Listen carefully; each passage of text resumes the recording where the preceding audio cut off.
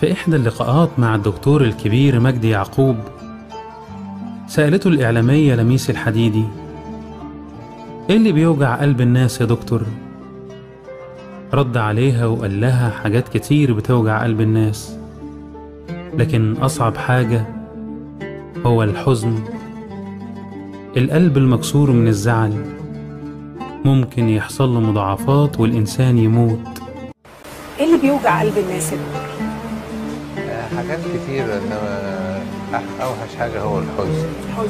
انما الحزن بيوجع القلب. يعني مش بيزعلنا بس كده ونحس ان احنا موجوعين وخلاص، بيأثر على القلب وبيخليه حتت منه تضعف ساعات، يعني القلب المكسور من الزعل. يعني القلب المكسور بجد بيعين؟ انما الحاجه المخيفه انها في وقت ما تكون ضعيفه جدا ممكن يحصل مضاعفات والانسان يموت. وأنا بصراحة الفترة اللي فاتت جات لي رسايل وتليفونات كتير بتسألني إزاي نعدي من مرحلة الحزن اللي بنمر بيها.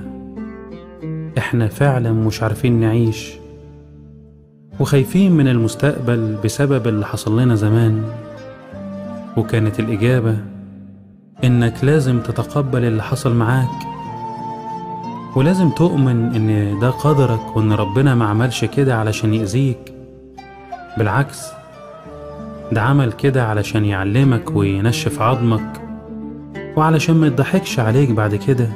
لا، وكمان لازم تحترم دموعك، يعني تحترم كونك إنسان وعندك مشاعر، وإن اللي بيحصل لك ده أمر طبيعي، لأن بعد أي جرح لازم يكون فيه شوية ألم، وإن كل حاجة في الدنيا بتتولد صغيرة ومع الوقت بتكبر، إلا الحزن بيتولد كبير ومع الأيام بيروح وبيهدى.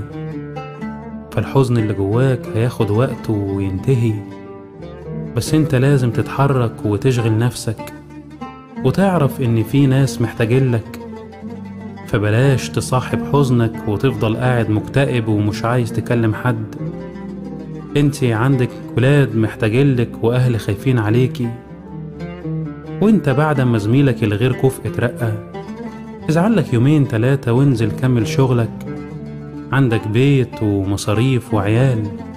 انا عارف ان في احزان صعبة وان محدش هيحس باللي جواك غيرك، لكن اوعى تتهد، شيل حزنك على كتفك وكمل وخلي عندك امل في ربنا.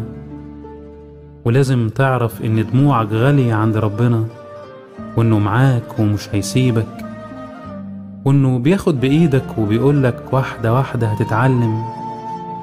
فانت لازم تفتكر كام مرة ربنا وقف جنبك ونجاك علشان تطمن وتتأكد ان حقك هيجيلك، وربنا هيرضيك وهيجبر بخاطرك، لان ربنا ما بيضيعش الناس الطيبين. إلى اللقاء.